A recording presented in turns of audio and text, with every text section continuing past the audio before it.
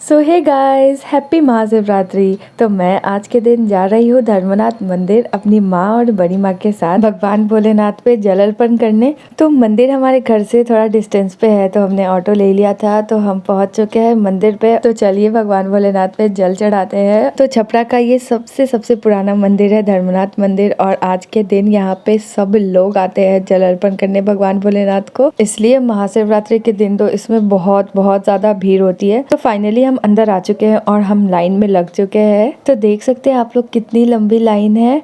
अभी तो ये लाइन और लंबी होगी। अभी तो बहुत ही सुबह हम आए थे तो थोड़ी सी कम भीड़ थी, बट इस मंदिर में बहुत भीड़ होती है। यहाँ पे देखिए भोले बाबा के सबसे छोटे भक्त हाथ जोड़ के खड़े होके फोटो क्लिक करा रहे हैं। सो फाइनली हम थोड़ा लाइन आगे करते थोड़ा नजदीक पहुँचते हैं। और इस मंदिर के गर्भगृह के 4 दरवाजे हैं। एक तरफ महिलाओं के प्रवेश और निकास के लिए और दूसरी तरफ पुरुषों के प्रवेश और निकास के लिए। तो यहाँ पे हमने अच्छे से जल चढ़ा दिया और जैसे हम बाहर आते हैं हमें दर्शन होते हैं यहाँ पे नाग देवता के। मुझे तो इनसे बहुत ही ज्यादा डर लगता है। और ये आंटी को देखिए, इन्होंने पैसे रख दिए और सपेरा बाबा ने उनके गले में सांप को लटका दिया। बाप रे, मुझे तो देख के इतना डर लग रहा था। और ये आंटी को बिल्कुल डर नहीं लगा, बिल्कुल एक स्माइल के साथ आई और स्माइल के साथ गई है। तो हमने जल चढ़ा दिया है और पूजा कर लिया है। फाइनली अब हम जा रहे हैं अपने घर। तो मंदिर के पीछे साइड में हर साल लगता है एक छोटा सा मेला, तो वो देखते हुए हम बाहर निकलते हैं। तो हम जैसे ही गेट के पास जाते हैं तो गेट पे निकलते ही हमें एक सपेरा बाबा बहुत मस्ती में झूमते हुए डांस करते हुए दिखते हैं। तो उनकी वीडियो शूट करके हम आगे निकल जाते हैं उन्हें देख के। तो घर पहुंच के हम थोड़ा रेस्ट करके उसके बाद वेट करते हैं शिव बारात की झांकी का।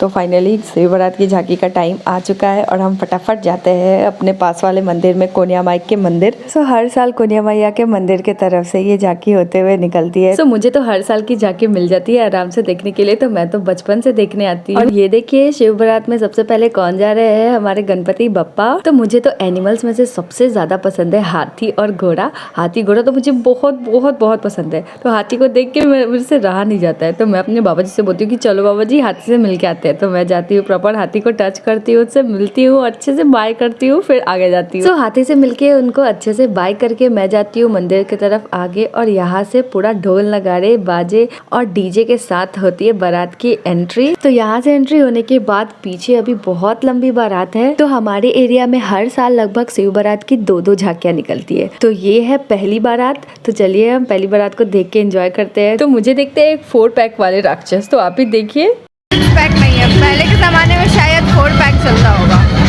इसीलिए। पापा आ गए गाइस, देखिए पिताश्री आ गए यहाँ पे। तो मेरी सिस्टर बोल रही थी बारात एंजॉयमेंट के साथ साथ ब्लॉगिंग नहीं छूटनी चाहिए। तो मैंने कहा बिल्कुल, ब्लॉगिंग यानी कलेक्टिंग ऑल मेमोरीज। तो यहाँ से बारी बारी सभी देवी देवता और राक्षस, दैत्य, भूत, प्रेत, पिशाच, निशाचर सबकी एंट्री होती है। तो हमारे घर के बगल में जो मंदिर है कोनिया माई का मंदिर, तो मंदिर की तरफ से हर साल कुछ ना कुछ प्रसाद बनता है। तो इस बार खीर बनाया गया है, क्योंकि बारात में आए हुए जो भी पार्टिसिपेंट्स होते हैं वो बहुत ही थक जाते हैं और उन्हें भूख भी लगती है। तो हमारे एरिया में जगह जगह कंडक्ट कराया जाता है ये चीज, ताकि हमारे बाराती भूखे ना रहे, बारातियों का स्वागत भी अच्छे से हो जाए। तो यहाँ पे टीम वर्क चल रही है जिसमें मेरे पिताजी भी हैं और मोहल्ले के काफी सारे लोग हैं जो मिलके सब प्रसाद बना रहे हैं और दे रहे हैं। तो कोनिया माई के मंदिर से प्रसाद बनता है, इसके पीछे भी बहुत लंबी स्टोरी है। एक्चुअली आज से 26-27 साल पहले ये चीज मेरी दादी ने शुरू किया था। तब मंदिर बहुत ही पुराना था और रोड भी थोड़े से अच्छे नहीं थे। तो एक साल क्या हुआ था कि मेरी दादी झांकी देखने आई थी। तो उन्होंने देखा कि छोटे छोटे बच्चे हैं और जो भी देवी देवता बने हैं उन्हें बहुत प्यास लगी है और भूख भी लगती होगी। तो उन्होंने सोचा कि मैं कुछ अरेंज कराती हूँ। तो अगले साल से मेरी दादी ने वहाँ पे छोटे छोटे जो व्हाइट कलर के बताशे आते हैं वो और पानी, बताशे और पानी की व्यवस्था करना मेरी दादी ने स्टार्ट किया था। सो काफी साल तक दादी ने बताशे और पानी अरेंज किए थे। उसके बाद धीरे बहुत लोग इसमें जुड़ते गए, मंदिर का निर्माण हुआ, बहुत ही अच्छे खासे चंदे आने लगे। उसके बाद हमने और भी थोड़े वेराइटीज अरेंज करने लगे, जैसे शरबत, बिस्किट, चाय, कभी खीर। दादी मेरी बहुत पूजा करती थी। एक्चुअली जब मेरी दादी थी तो ये मंदिर बहुत पुराना था और तभी रिन्यू नहीं हुआ था। और तब से मेरी दादी रोज सुबह 2-3 बजे उठ के मंदिर आती थी और पूरा मंदिर धोती थी, साफ करती थी और माता रानी को भोग लगाती थी। और उतनी रात को आती थी और बहुत मीठी भजन गाती थी, गीत गाती थी और बहुत प्यार से माता रानी को भोग लगाती करती थी।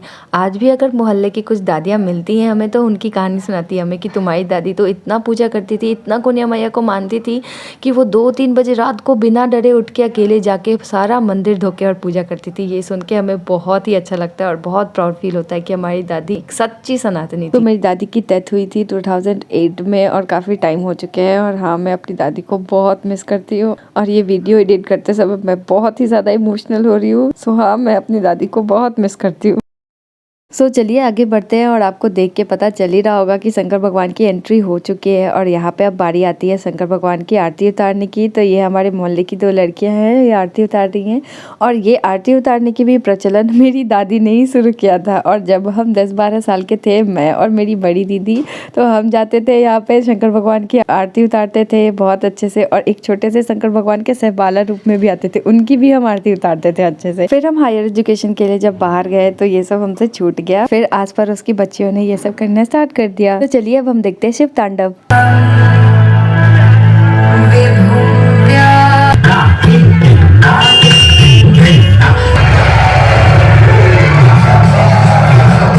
तो पूरी शिव तांडव की शॉर्ट्स वीडियो मेरे YouTube चैनल पे आप चाहो तो जाके देख सकते हो। तो यहाँ पे फर्स्ट बारात खत्म हो चुका है, अब बारी है सेकंड बारात की।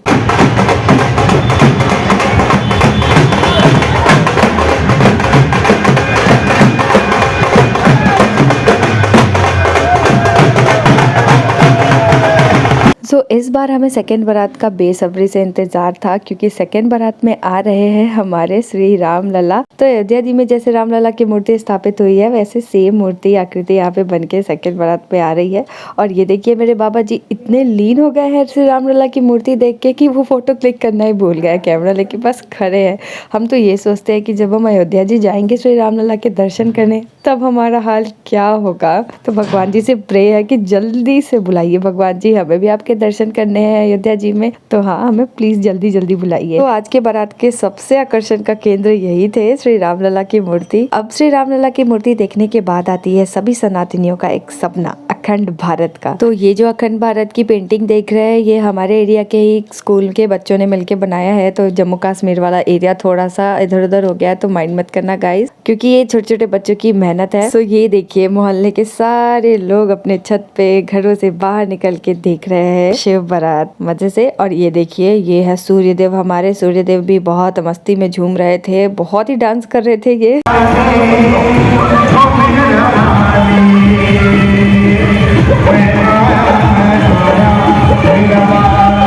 सो हमारे कोनिया माई के मंदिर की तरफ से प्रसाद बनने से लेके प्रसाद बांटने तक एक टीम वर्क की जरूरत होती है। सो हम सभी मोहल्ले वाले मिलके इस काम को अच्छे से प्यार से मिल बांट के करते हैं तो वो काम इजी रहता है और सभी मदद करते हैं इस काम को करने में। सो यहाँ पे भी भोले बाबा के डांस के बाद शिव तांडव के बाद हमारा सेकेंड बारात भी खत्म होता है। तो हम भोले बाबा का यहाँ पे डांस देख के और प्रसाद लेके और बहुत ही जॉय वाले मूड में घर जाते हैं। सो ये थी हमारी शिव बारात की छोटी सी vlog. Hope you like this vlog very much and guys please do like share and subscribe to my channel. And हाँ, thank you so much guys for 1000 subscribers. See you soon in my next vlog. तब तक के लिए bye, हर हर Mahadev, see you soon.